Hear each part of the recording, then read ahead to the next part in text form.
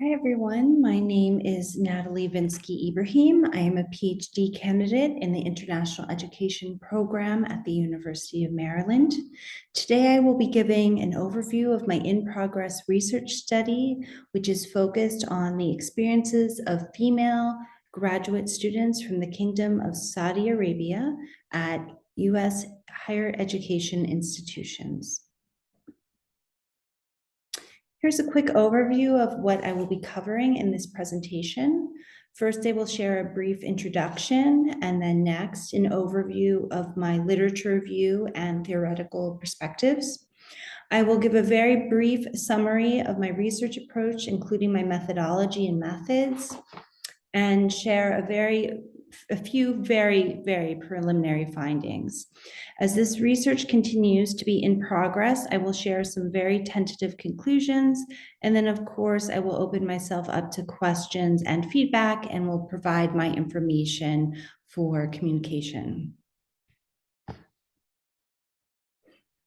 To start off, I feel it's important to introduce myself and share a bit about my background and my positionality as it relates to my research and my interaction with my participants. I identify as a woman, a mother, and a white American of European ethnic heritage. I identify as agnostic and spiritual, but I do not personally identify with any organized religion. I consider myself to be a lifelong educator, and my entire career has included teaching, advising, and student support in student support responsibilities and in one form or another at the higher education level. I'm a native English speaker with some basic knowledge of Arabic, although I am far from fluent, so my research is conducted in English.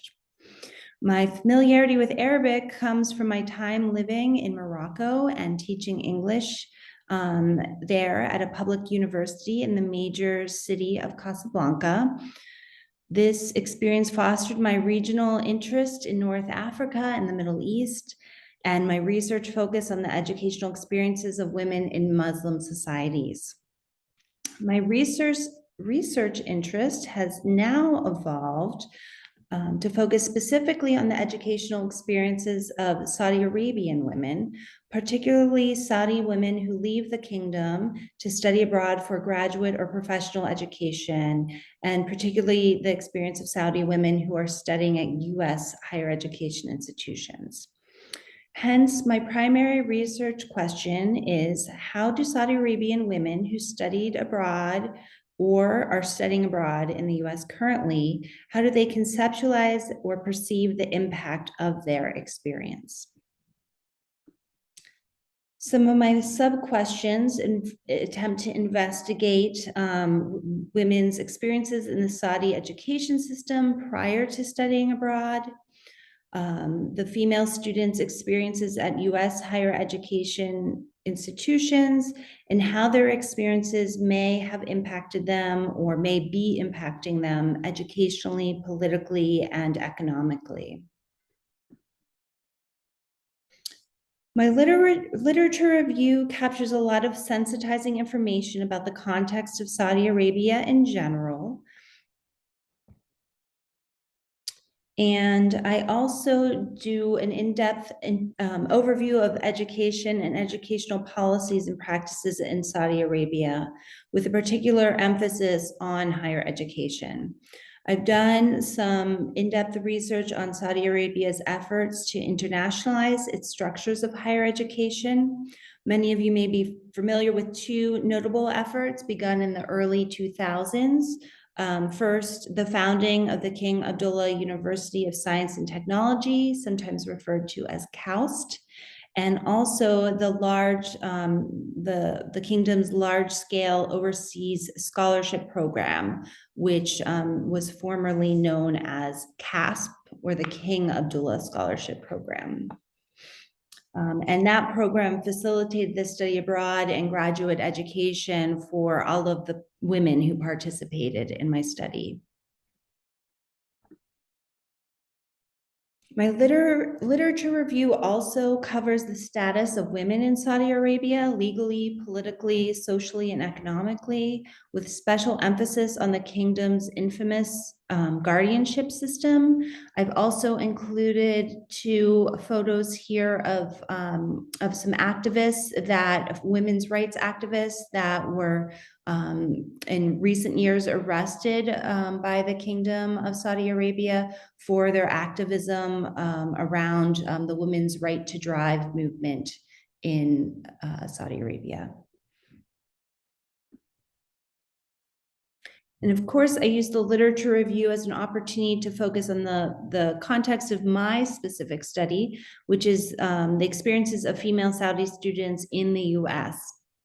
There are plenty of popular sources like news articles and blog posts that document the lives of Saudi students in the US, as well as a handful of previous academic studies that have explored their experiences, although very few focus on Saudi women specifically.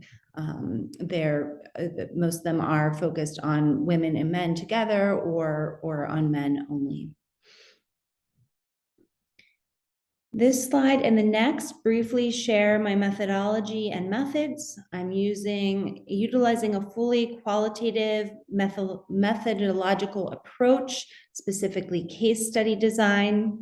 Data has been collected from 5 female graduate students thus far, and 4 additional participants are anticipated.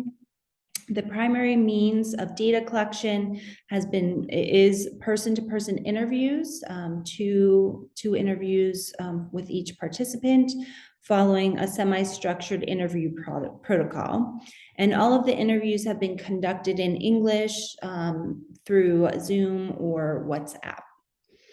The study's participants represent a really diverse range in terms of age, program of study, institution of study, time spent in the US, the location the students live or work, they have lived in the US, their marital status, family status, whether they have children or not, their professional work history, and many other variables. Some of the participants are still studying and living in the US, while others have already completed their studies in the US and have returned to the kingdom. In terms of data analysis, I'm utilizing in vivo coding to identify common themes among the data and inform my interpretation and findings. My analysis of the collected data is most definitely guided by my theoretical frameworks, which are related to Arab feminisms and Islamic feminisms, with a particular focus on feminist theorists who represent the Gulf region. Through my data analysis, although my data analysis is currently in progress, I have identified 2 themes that I believe can inform some preliminary findings. The first one is entrepreneurialism. So multiple participants are reporting significant and increased interest in pursuing entrepreneurial endeavors upon returning to the kingdom after their course of study in the US is over. What has been interesting to me is that their entrepreneurial interest is reported to be new, and it's not necessarily something they had in mind prior to their study abroad experience in the US. Also, this interest isn't necessarily directly tied to their course of study. So, for example, I wouldn't necessarily be surprised to hear that a graduate student in business would want to start her own company, but I was surprised to hear from a public health major who's planning to start up her own online health consulting company or business. Participants are also telling me that they're hearing about special programs and grants offered by the Kingdom of Saudi Arabia for female entrepreneurs. So this would be like business plan competitions and incubator programs specifically for women in business. I'm really interested in hearing from additional participants to learn more about this entrepreneurial interest and the reasons behind it, and what impact, if any, did their educational experiences in the US inform this interest. The second theme to come forward relates to civic engagement, and for some women participants in my study, possibly civic activism.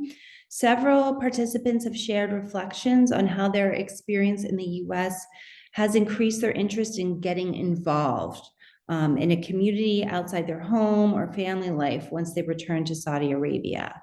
And for some, this means joining a professional community. So one participant has said she's interested in joining a mentorship program for Saudi women in business, as an example. And then another has expressed interest in starting a professional organization for Saudi women who work in tech. Both women told me that professional and civic organizations specifically for women are not yet commonplace in Saudi Arabia, but they really want them to be. These types of groups these students became involved with and became dependent on when they were graduate students in the US. And they want Saudi women to be able to access this type of community and resource in other women as well. Two additional participants, both who have been in the US for well over 10 years pursuing PhDs, and both who are unsure if their future plans will include a return to the kingdom, have expressed that they'd really like to do more to support activism related to women's rights in Saudi Arabia. But for them, this might mean supporting from afar for the time being. So one of these participants has expressed that she's gotten so accustomed to living independently in the US and that she's not sure if she will be able to go back and navigate the restrictions of the legal and cultural norms in the kingdom at this point in her life. And she's even less sure if she wants to her young daughter to have to navigate those norms and laws.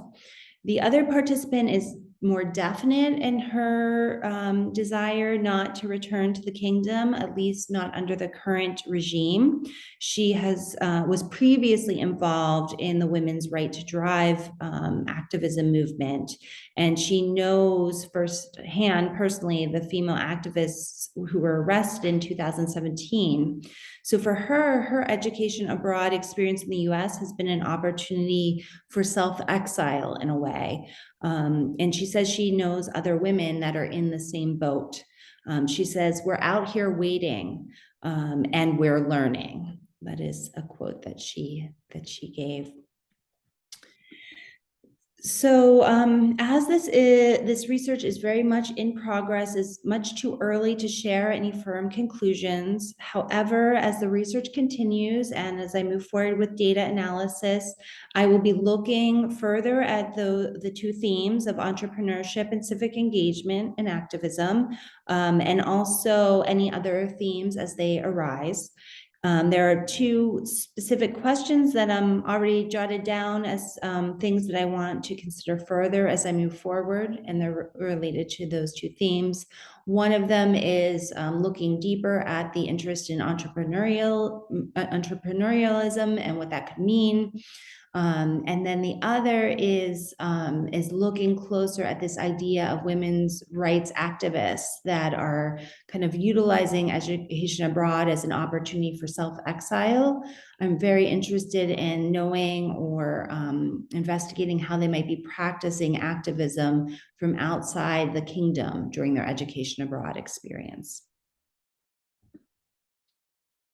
So I want to thank you for your attention and listening to my presentation. I truly welcome any questions or feedback you might have for me as I move forward in my research, and my contact information is here on the slide.